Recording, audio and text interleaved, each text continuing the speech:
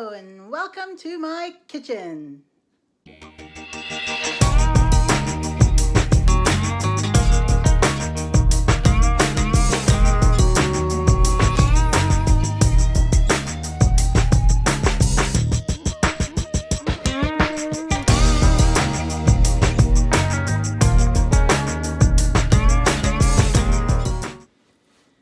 Today we are going to focus on a dish that my family's been making for generations, and I've been making it for my family as well, my children and my grandchildren, and of course that is borscht, beet soup. And borscht originates from the Slavic countries, although the Ukraine is in most noted to be the country of its origin. Its name is thought to be derived from the Slavic word for cow parsnip, because that's what it used to be made of. Cow parsnip, or better known to us as hogweed, which now has been substituted more directly for beets. Everybody has their own recipe for borscht. Each family likes to have different things in theirs and bigger amounts of specific items. But for me, I'm just going to share with you my basic recipe, and looking forward to having some later on when we're finished. We have a nice mixture of store-bought items and fresh from the garden ingredients to incorporate into our soup. I'm starting off with the onions, and I'm going to be chopping the onions. Normally I put all of my vegetables for soup into my food processor back here. It's a Bullet, a Ninja. And I'm not going to do that with the onions, because when I'm making borscht, you start off by cooking the onions in butter in the frying pan. Now, if I were to put the onions in the food processor, it would make them really small. When you're doing the onions in the pot, in the butter to start off with, the reason why you're doing it like that is so that the soup has the flavor of the onions as the base, as well as the creamy texture that it will make the butter into. So what I do is I just take my chef's knife and I loosely chop I loosely chop the onions. I also like to have my onions with a bit of a bite to them, rather than small and unnoticeable, and that's what the food processor would do to them. So just give them a quick chop. The onions lately have been small, so I'm doing 2 of them so that I have a fair amount of onions. I'm a big fan of onions. I think most people from European nation ancestries are liking lots of onions in their dishes, right? My butter is already in the pot, and I'm just getting it started on about medium-high heat, giving it a little bit of time to melt somewhat, not too much. It's not a big deal to have the butter melted before you put the onions in this soup. You need about 4 tablespoons for this size pot. Generally, I make double a batch of this, and I freeze it or I can it to save for later. But I've already done my borscht for the winter, so today I'm just going to make a nice fresh pot for you. So toss your onions into the beautifully melting butter, and I always use butter, but I don't think that that's a necessity. I think that you can probably get away with using margarine. I wouldn't suggest using oil for this, though, but you know, I'm going to say you probably could get away with it. For myself, I just like the flavor of the butter in the soup, and especially fried with the onions. It makes the onions get a nice flavor to them, and it caramelizes the bottom of the pot nicely, so that can go into the soup. I find that when you put the beets in the soup, it sometimes takes a little bit longer for your beets to cook than it does the other vegetables. So what I do is I start my beets off in the microwave. All I do is I give them a good washing, a good scrub, and then I put them in the microwave for about 20 minutes. Then the skins peel off super easy, which I love because you don't waste a lot of the vegetable peeling it. It just slides right off. And then when you're cooking your soup, you don't have to wait a really, really long time for your beets to cook. So if you put them in the microwave and put them in a bowl with a little bit of water in the bottom and cover it and cook it for about 20 minutes ahead of time, it will really save a lot of time for your actual soup making. You'll notice I'm also washing my skins off in the sink under water. I do that because beets make a big mess and they stain.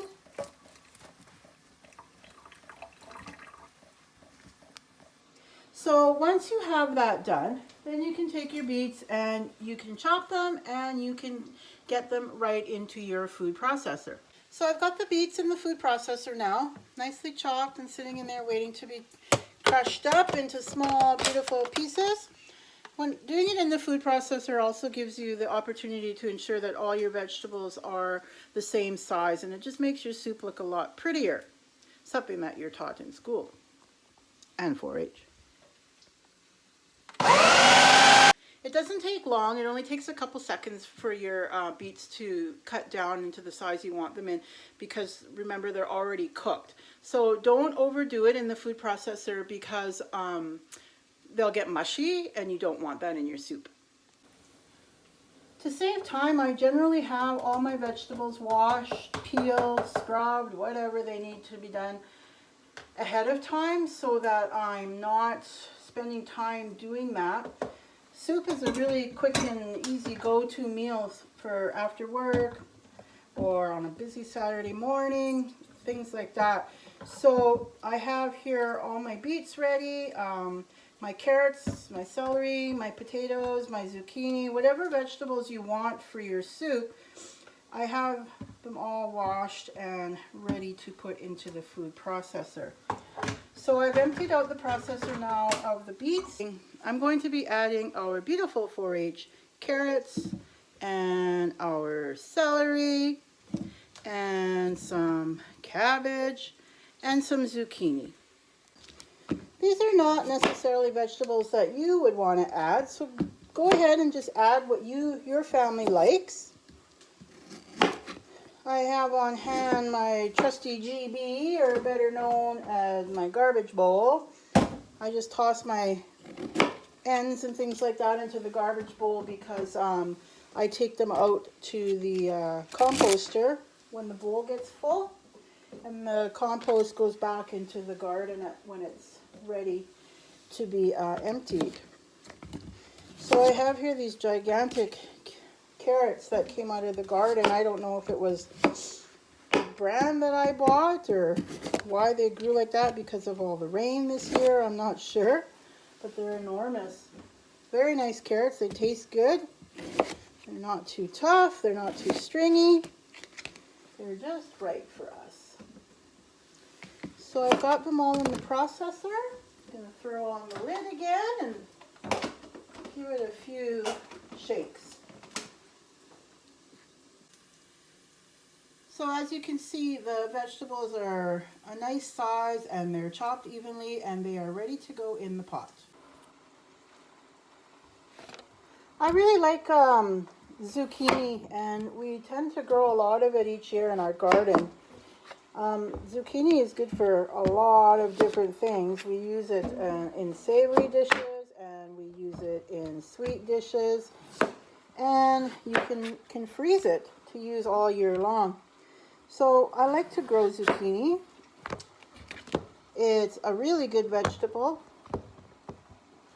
It's a really good vegetable and it's hearty and it takes up the flavor of whatever it is that you are making.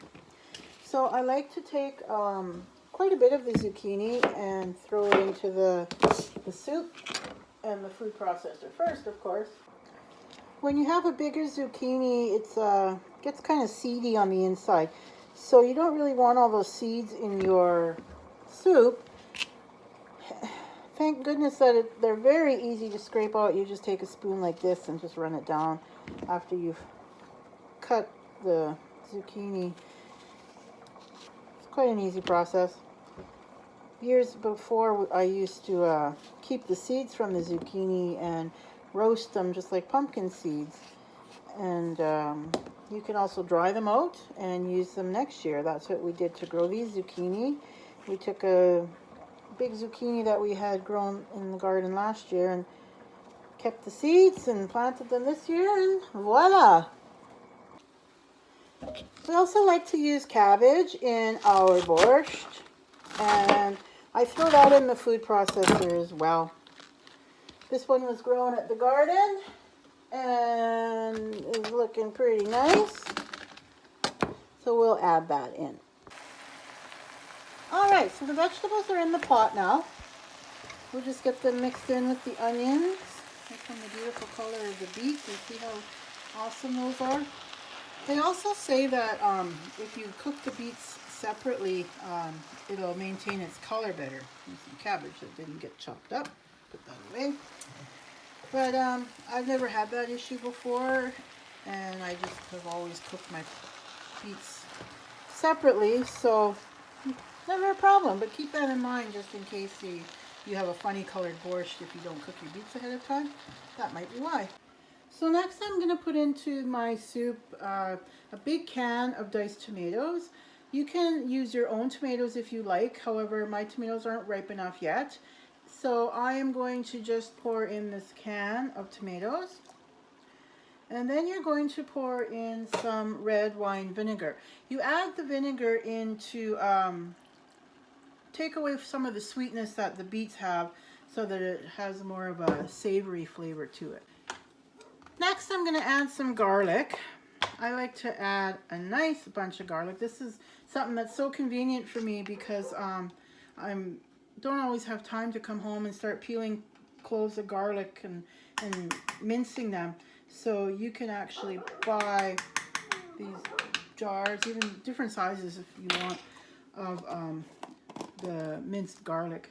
So handy. Then I am going to take some water and I'm going to pour it into the soup so that it is a little bit more liquidy before I move on to the next step. So like I was saying earlier, there's a lot of different varieties of borscht. Different people put in different ingredients. Ukrainians add beef to theirs and a variety of root vegetables and cabbage. And Polish people have been known to put mushrooms in theirs. I like to also add potatoes to mine. Now, different potatoes bring different things to a soup. It can be flavor, it can be starchiness, or it can be consistency. Red potatoes are small, they're round and firm, and they are notoriously used for soups, stews, and salads. So even after being skinned, cut, and boiled, they manage to hold their shape well. I like to leave the peel on when I have new potatoes because there's a lot of nutritional value in the peel. Starchy potatoes like Idaho are very absorbent and they will fall apart when you're making soup. So don't use those ones. And Yukons too, they'll totally disintegrate when you're making soup. So I'm chopping a couple potatoes here, trying to dice them about the same size.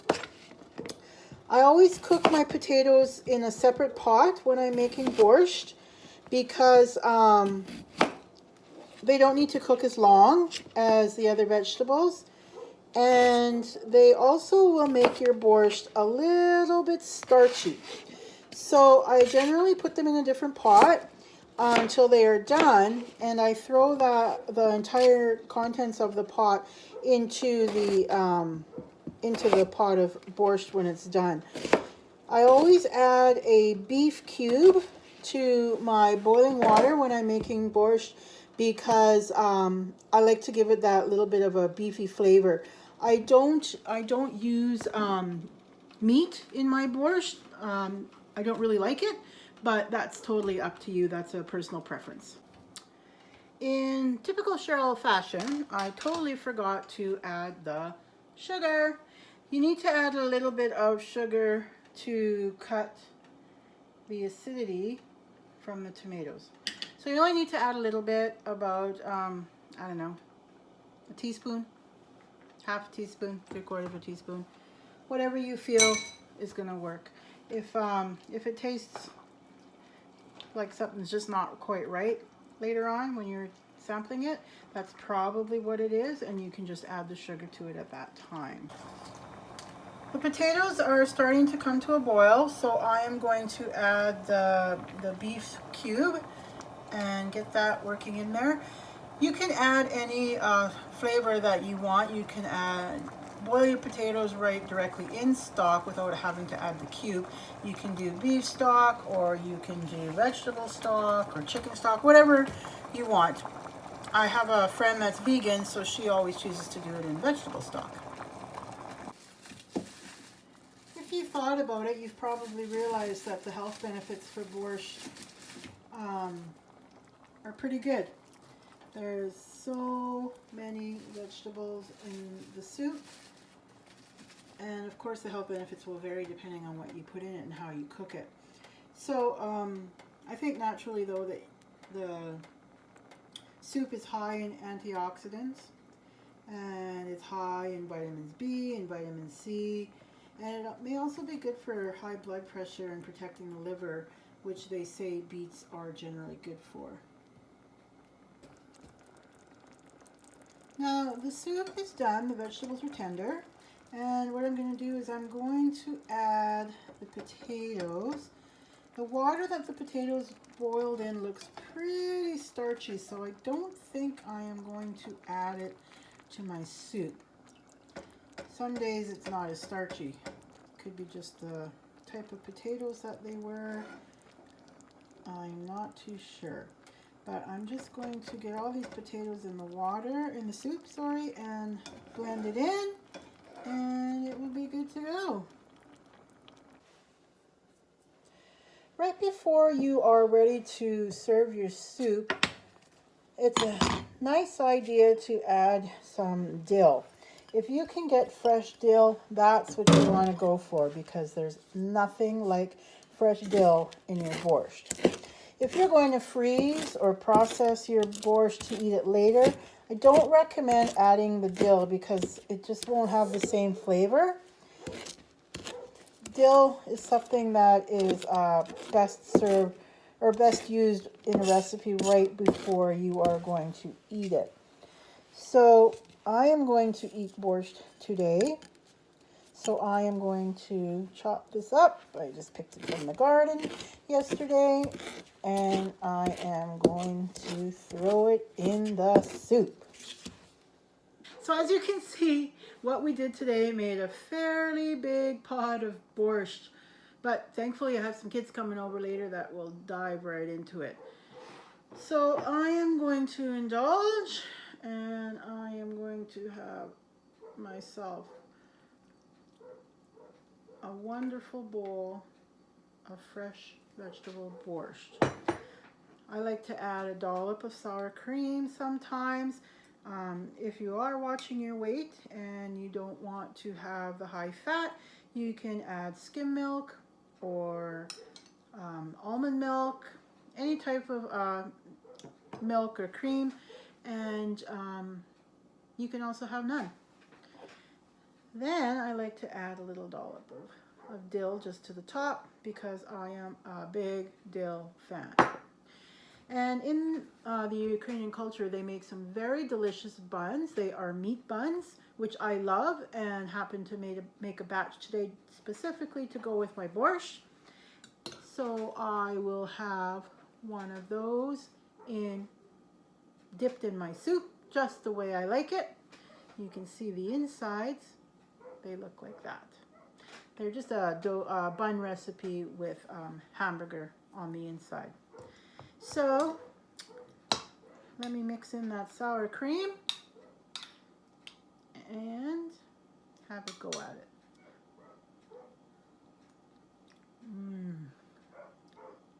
Delicious.